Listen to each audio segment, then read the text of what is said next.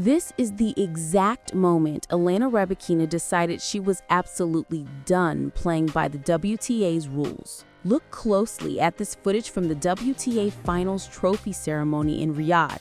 This is supposed to be the pinnacle of the season. You expect the champion to smile, shake hands with the dignitaries, and pose for the money shot with the tour leadership to satisfy the sponsors. But watch Rybakina's body language. That is the new WTA CEO, Portia Archer, waiting for the photo op. And that is Rybakina, standing a solid 5 feet away, refusing to close the gap. This was not an accident. This wasn't social awkwardness or misunderstanding of the protocol. This was a calculated, public strike against the governing body of women's tennis. For months, the tennis world has been whispering about the mysterious ban of her longtime coach, Stefano Vukov, and Rybakina's strange, erratic behavior surrounding it. Most people think she's just loyal to a fault or perhaps struggling with the pressure of the tour, but the reality is much, much darker. We finally have the receipts, from the deleted coaches list to the leaked investigation details and the subtle press conference jabs that explain why the quietest, most reserved player on tour has suddenly started a war with leadership. Today, we're answering the 3 questions the WTA is desperate for you to ignore. First, what actually happened to Stefano Vukov to get him scrubbed from the official records just days before a Grand Slam? Why is Rybakina risking massive fines and reputation damage to defend a man accused of mistreating her? And third, does this open rebellion signal that her time on the tour is ticking down? And are we witnessing the slow motion exit of a Grand Slam champion? I'm Net Court News. We check the rulebook, the press transcripts, the deleted posts, and the timestamps so you don't have to. Here is the uncomfortable truth about the Rybakina rebellion. Let's start by breaking down the most uncomfortable moment of the 2024-2025 season, the snub. Most fans miss the true significance of what happened in Riyadh because the cameras cut away quickly to the highlight reel. But let's look at the raw feed again. After defeating Aryna Sabalenka to win the record-breaking prize money, Rybakina goes through the motions. She accepts the trophy, she smiles for her team, but when the master of ceremonies asked for the official photo with Portia Archer and the Saudi dignitaries, Rybakina freezes. She doesn't move toward the center. Archer gestures, trying to salvage the framing. Rybakina stays planted on her spot, leaving a massive, awkward gap between the player and the CEO. It's a visual representation of the chasm between them. Later in the press conference, a brave journalist actually asked her about the cold shoulder. Usually a player will dodge this. They will say, "Oh, I didn't see her," or "I was just so tired from the match." Rybakina's response was lethal in its honesty. She said, "We had the opportunity to have conversations, but in the end, they never happened. So we're all doing our job, and I think we're going to keep it this way." Conversations that never happened. That specific phrase is the key to unlocking this entire mystery. Rybakina isn't mad about a bad line call or a late-night match schedule, at least not this time. She is furious because she believes the WTA is interfering with her personal agency and ignoring her direct requests. And that interference leads directly to the man who isn't there, Stefano Vukov. To understand why she snubbed the CEO so publicly, we have to go back to the moment Stefano Vukov vanished from the face of the earth. It started just before the 2024 US Open. The timeline here is critical. One day, Vukov is there, overseeing her practice. The next, Rybakina announces a split. But this wasn't a normal "we decided to part ways" statement that we see every week. Usually when a coach is fired, they simply look for a new job. They stay on the available coaches list on the WTA player portal, which is a private database players use to hire staff. But Vukov didn't just get fired, he got erased. According to detailed reporting from The Athletic and confirmed by multiple tennis insiders, Vukov was removed from the official WTA coaches list entirely. This is a nuclear option. This only happens when a coach is suspended or banned. The tour remained silent, citing privacy policies, but leaks suggested a code of conduct investigation was underway. The specific clause triggered safeguarding. The allegations, and we must emphasize these are allegations currently under internal review, centered around abusive behavior and manipulation. Viewers had spent years criticizing Vukov's aggressive courtside manner. We have seen the clips of him yelling at Rybakina during matches at the Australian Open, telling her to shut up or gesturing wildly when she made unforced errors. Commentators like Pam Shriver publicly called for Rybakina to leave him years ago.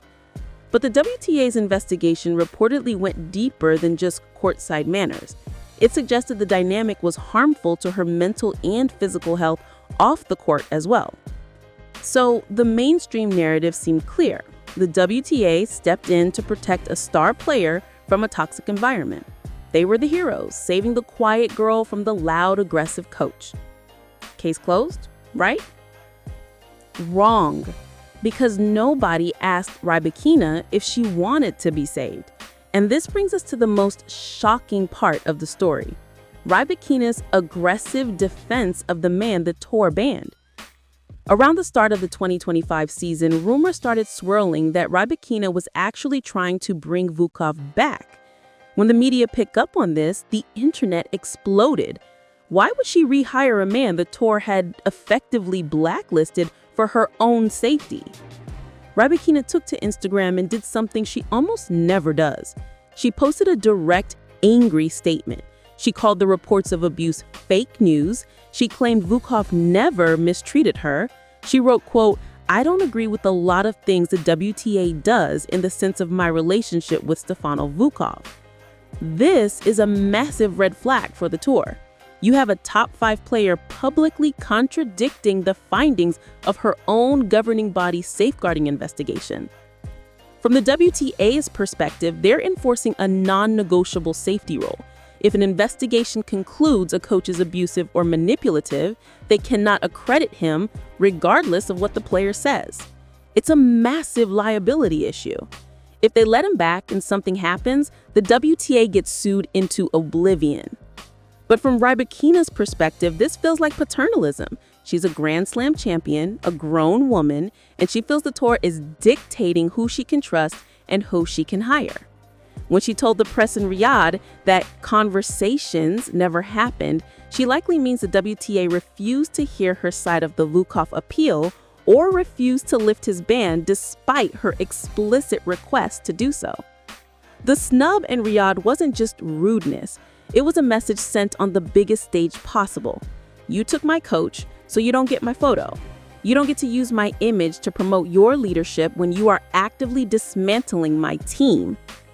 Now, you might be thinking, but didn't she hire Goran Ivanovic? Doesn't that prove she moved on? Yes, she did hire him. And that chapter is actually the smoking gun that proves how deep this chaos runs. In late 2024, Rybakina announced she was working with the legendary Goran Ivanovic, the man who coached Novak Djokovic to countless titles. On paper, this was the perfect PR move. A clean break, a champion's mentor, a Hall of Famer who commands respect. But it lasted less than 2 months. Why? How do you go from hiring the best coach in the world to being single again in 8 weeks? Sources indicate the chemistry wasn't there, but deeper insiders suspect the Vukov shadow loomed too large. When a player is forced to split with a coach by external pressure, like a ban, the rebound relationship rarely works. Rybakina wasn't ready to move on because in her mind, the chapter with Vukov wasn't finished. It was interrupted. The quick split with Goran left her isolated again, facing the 2025 season alone, fueling her resentment toward the organization that she feels orchestrated this mess. She tried to play by their rules, she hired the approved super coach, and it didn't work. So now she's done pretending. We also have to look at the wider context of Rybakina's war with the WTA. This didn't start with Vukov. This has been building for 2 years. Remember the performance bye controversy in Tokyo? Rybakina was ranked high enough to earn a bye, but the WTA changed the rules last minute to give byes to players based on performance at a different event, forcing Rybakina to play an extra match. She was furious. She posted, "Thank you for changing the rules at the last minute. Great decisions as always," at WTA. Remember the disaster in Cancun for the WTA Finals the year before? The court wasn't ready, the wind was dangerous, and Rybakina said she didn't feel respected as a professional. She already believes the tour is incompetent. Now, with the Vukov ban, she believes they're malicious. She believes they're actively working against her interests. So where does this leave Elena Rybakina right now? She is in a cold war with the WTA. This is incredibly dangerous territory for a player. The WTA controls the fines, the scheduling, the media mandates, and the officiation. We have seen what happens when a player goes to war with the establishment. They get stricter time violations, more random drug tests, and less favorable scheduling. The snub was her drawing a line in the sand. She is winning titles, she is taking the prize money, but she is refusing to participate in the PR machine of the tour. She is essentially quiet quitting the promotional side of her job while dominating the athletic side. If the WTA doesn't resolve the Vukov situation, either by releasing the investigation findings to justify the ban to the public or by clearing him, Rybakina's rebellion could escalate. We might see more press boycotts, more awkward trophy ceremonies, or even a reduced schedule where she only plays the mandatory slams and skips the WTA-owned events. The irony is tragic. The WTA acted to protect Rybakina's well-being by removing a potentially toxic coach, but the fallout has left her more isolated, more angry, and more distrustful of authority than ever before. They tried to save her, and in doing so, they might have lost her. To sum up, Elena Rybakina didn't just forget to take a photo with Portia Archer. She publicly rejected the WTA leadership because she believes they unjustly banned her coach, Stefano Vukov, and ignored her appeals to reinstate him. While the tour claims to be protecting her from abuse based on their safeguarding protocols, Rybakina sees it as a violation of her control and a disrespect to her career. The most important takeaway is this. In professional tennis, the player usually holds all the power. They pay the coaches, they are the boss. But when safeguarding rules are invoked, the tour takes the wheel. Rybakina is fighting to get it back, and she clearly doesn't care who she offends. If you want to understand the specific rule clauses the WTA used to ban Vukov, how the safeguarding investigation process actually works, and how similar investigations have destroyed other careers in the past, you need to watch this playlist right here, the Tennis Playbook. It breaks down the dark side of the tour's legal system and explains what players sign away when they join the tour. Click here, and I'll see you in the next one.